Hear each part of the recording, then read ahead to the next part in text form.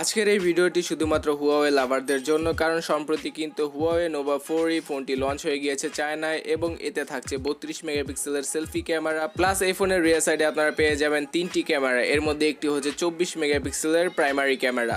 তো এই ফোনের বিশেষত্ব কি এবং এই ফোনের ফুল স্পেসিফিকেশন নিয়ে তো আজকে কথা বলবো, প্লাস এই ফোনের একটা ছোটখাটো রিভিউ দেওয়ার চেষ্টা করব যে এই ফোনটি এর প্রাইসকে জাস্টিফাই করে কি না। তো তার জন্য এই ভিডিওটি শেষ পর্যন্তই দেখতে থাকুন এবং আপনি যদি আমার চ্যানেলে নতুন হয়ে থাকেন তাহলে পরবর্তী ভিডিও মিস না করতে চাইলে সাবস্ক্রাইব করে পাশের বেল আইকনটিতে ক্লিক করে দিবেন। তো এই ফোনটির ফ্রন্ট সাইড থেকে শুরু করা যাক। এখানে ডিসপ্লে হিসেবে ব্যবহার করা হয়েছে 6.15 ইঞ্চির একটি full HD plus IPS LCD display এবং এর রেজলিউশন হচ্ছে 1080p x 2312 পিক্সেলস এবং এর অ্যাসপেক্ট রেশিও হচ্ছে 19.5:9। যথাযথ ওয়াটার ড্রপ নচ ডিসপ্লে হওয়ায় এর অ্যাসপেক্ট রেশিও এরকমটা হয়েছে এবং অন্যান্য 10টি ফোনেও কিন্তু আমরা সেম অ্যাসপেক্ট রেশিও দেখতে পাই।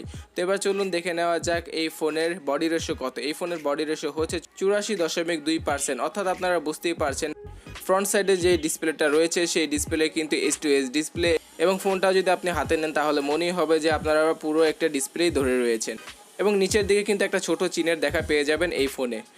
তো এবার চলুন দেখে নেই এই ফোনের প্রাণকেন্দ্র অর্থাৎ চিপসেট। এখানে কিন্তু হুয়াওয়ের নিজস্ব কিরিন হাই সিলিকন 710 প্রসেসরটি ব্যবহার করা হয়েছে এবং এই প্রসেসরের জিপিইউ হিসেবে থাকছে মালি G51 MP4 জিপিইউ।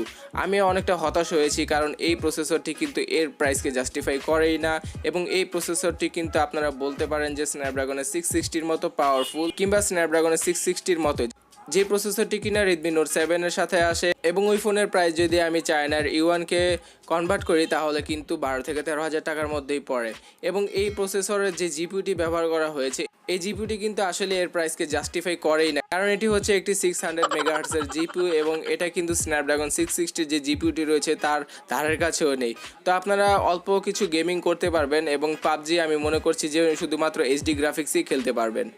তো এই ফোনের মূল বিষয়টিকে নিয়ে আলোচনা করলাম, এখন চলে যাওয়া যাক র্যাম এবং স্টোরেজ হিসেবে কত জিবির ভেরিয়েন্ট পেয়ে যাবেন। এখানে র্যাম হিসেবে পেয়ে যাবেন দুটি ভেরিয়েন্ট, একটা হচ্ছে 4GB আর একটা হচ্ছে 6GB এবং স্টোরেজ ভেরিয়েন্ট একটি থাকবে। আমি বলতে চাচ্ছি 4GB এবং 6GB র্যামের সাথে শুধুমাত্র 128GB ইন্টারনাল স্টোরেজের দেখা পাবেন এই ফোনে এবং আপনারা কিন্তু মেমোরি কার্ড ব্যবহার করে 512GB পর্যন্ত বাড়াতে পারবেন এর স্টোরেজকে, কিন্তু আপনি এখানে হাইব্রিড সিম স্লটের দেখাই পেয়ে যাবেন, অর্থাৎ আপনি যদি মেমোরি কার্ড ব্যবহার করতে চান তাহলে কিন্তু আপনাকে একটি সিমের স্যাক্রিফাইস করতেই হবে।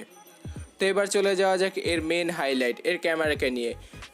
রিয়ার সাইডে থাকছে ট্রিপল রিয়ার ফেসিং ক্যামেরা এবং এখানে কিন্তু 24 মেগাপিক্সেলের একটি প্রাইমারি সেন্সর থাকছে যার অ্যাপারচার হচ্ছে f1.8 এবং অন্য দুটি ক্যামেরা হলো 8 মেগাপিক্সেলের এবং 2 মেগাপিক্সেলের। শুধুমাত্র ট্রিপল ক্যামেরা নামের জন্য 2 মেগাপিক্সেলের একটি ক্যামেরা দিয়েছে তারা, আমি এটাকে যৌক্তিক মনে করছি না। তো 8 মেগাপিক্সেলের যে ক্যামেরাটি থাকবে সেটা হচ্ছে একটি আলট্রা ওয়াইড লেন্সের ক্যামেরা এবং 2 মেগাপিক্সেলের যে ক্যামেরাটি থাকবে সেটা হচ্ছে একটি ডেপথ সেন্সর। 2 মেগাপিক্সেলের ক্যামেরা কিন্তু তারা না দিলেও পারতো, কিন্তু এখানেও মার্কেটিংয়ের জন্যই তারা 2 মেগাপিক্সেলের একটি এক্সট্রা ক্যামেরা লাগিয়েছে এবং দেখাচ্ছে যে তারা ট্রিপল ক্যামেরা ইউজ করেছে। তো যাই হোক, এখানে কিন্তু আলট্রা ওয়াইড সেন্সরের মাধ্যমে, আমি বলছি 8 মেগাপিক্সেলের সেন্সরের মাধ্যমে 120 ডিগ্রি ওয়াইড অ্যাঙ্গেলের ছবি আপনারা তুলতে পারবেন এবং এখানে কিন্তু 1080p পিক্সেলে ভিডিও রেকর্ড করতে পারবেন। আমার ফোনটি কিন্তু একটা 12,000 টাকার দামের ফোন এবং সেখানে আমি কিন্তু 4K সাপোর্ট পেয়ে যাই, কিন্তু এই ফোনে আপনারা 4K রেকর্ডিংয়ের সাপোর্ট পাবেনই না, কারণ হুয়াওয়ে হাই সিলিকন 710 যে প্রসেসরটি রয়েছে সেটা কিন্তু 4K রেকর্ডিং সাপোর্ট করেই না। তো আপনারা কিন্তু এই ফোনে 4K রেকর্ডিং করতে পারবেন না। তো এবার চলে আসা যাক ফ্রন্ট ক্যামেরায়। ফ্রন্টে ডিসপ্লের উপরে যে ওয়াটার ড্রপ নচ রয়েছে সেখানে কিন্তু আপনারা 32 মেগাপিক্সেলের ক্যামেরাটি দেখা পেয়ে যাবেন এবং এই ক্যামেরাটি কিন্তু এর আগে ভিভোর V15 প্রোতে ব্যবহার করা হয়েছে এবং এটি একটি 8 মেগাপিক্সেলের সেন্সরের মতোই 4টি ছবিকে একসাথে কম্বাইন করে 32 মেগাপিক্সেলের ক্যামেরা ছবি তুলতে পারে, অর্থাৎ পিক্সেল বাইন্ডিং টেকনোলজির সাহায্যে এটি কিন্তু 32 মেগাপিক্সেলের ছবি তুলতে পারে এবং এখানেও আপনারা পেয়ে যাবেন 1080p ভিডিও রেকর্ডিংয়ের সাপোর্ট। তো এবার চলে আসা যাক এর ব্যাটারি এবং ওএসের দিকে। এখানে আপনারা পেয়ে যাবেন 3340 মিলিঅ্যাম্পিয়ারের ব্যাটারি এবং এই ব্যাটারিকে চার্জ দেওয়ার জন্য 18 ওয়াটের চার্জিং সাপোর্ট রয়েছে, অর্থাৎ আমি বলতে চাচ্ছি QC4 চার্জিং সাপোর্ট পেয়ে যাবেন এই ফোনে এবং এর অপারেটিং সিস্টেম হিসেবে থাকছে Android Pie 9 out of the box এবং এর নিজস্ব EMUI 9। এখানে আপনারা ফেস আনলকের সুবিধা পেয়ে যাবেন এবং পিছনের সাইডে থাকবে এর ফিঙ্গারপ্রিন্ট স্ক্যানারটি। তো এই ফোনটি নিতে হলে আপনাদের ফিজিক্যাল ফিঙ্গারপ্রিন্ট স্ক্যানারের সাথেই সন্তুষ্ট থাকতে হবে এবং হেডফোন জ্যাকও রয়েছে এই ফোনে, তাছাড়া রয়েছে ডুয়াল 4G ভোল্টেজ সাপোর্ট এবং USB Type-C পোর্ট। তো এট দ্য এন্ড চলে আসা যাক এই ফোনের প্রাইজিংয়ে। এই ফোনের প্রাইস রাখা হয়েছে 4GB এবং 128GB ভার্সনের জন্য 199 ইউয়ান, যেটাকে আমি যদি বাংলা টাকায় কনভার্ট করি তাহলে কিন্তু 24,975 টাকা। এবং 6GB ও 128GBর ভেরিয়েন্টের দাম রাখা হয়েছে 2,299 ইউয়ান, যেটাকে বাংলা টাকায় কনভার্ট করলে হয়ে যায় 28,725 টাকা। এখানে কিন্তু আমি ভ্যাট এবং এসডি ছাড়া ডাইরেক্টলি কনভার্ট করেছি। তো আমি আশা করছি 26 থেকে 30,000 টাকার মধ্যে এই ফোনের প্রাইস রাখা হবে বাংলাদেশে, এবং এই ফোনটি কিন্তু এপ্রিল মাসের শেষের দিকে অথবা জুন মাসের প্রথম দিকে বাংলাদেশে পাওয়া যাবে।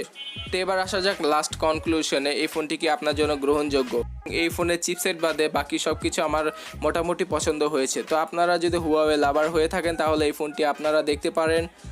তো আগামী 1-1.5 মাসের মধ্যে এই ফোনটি বাংলাদেশের বাজারে এসে পড়বে। তো তখন আপনারা এই ফোনটি শোরুমে গিয়ে অবশ্যই দেখে আসবেন, এবং এই ভিডিওটি ভালো লাগলে অবশ্যই লাইকে ক্লিক করে দিন, এবং পরবর্তীতে এরকম ইন্টারেস্টিং ভিডিও মিস না করতে চাইলে চ্যানেলে সাবস্ক্রাইব করে পাশের বেল আইকনটিতে ক্লিক করে রাখুন। আপনাদের যদি কোনো মতামত থাকে এই ফোন নিয়ে তো অবশ্যই নিচে কমেন্ট সেকশনে জানাবেন, এবং এই চারপাশে 4টি ভিডিও দেখতে পারেন, এগুলো আপনার জন্য ইম্পর্টেন্ট হতে পারে।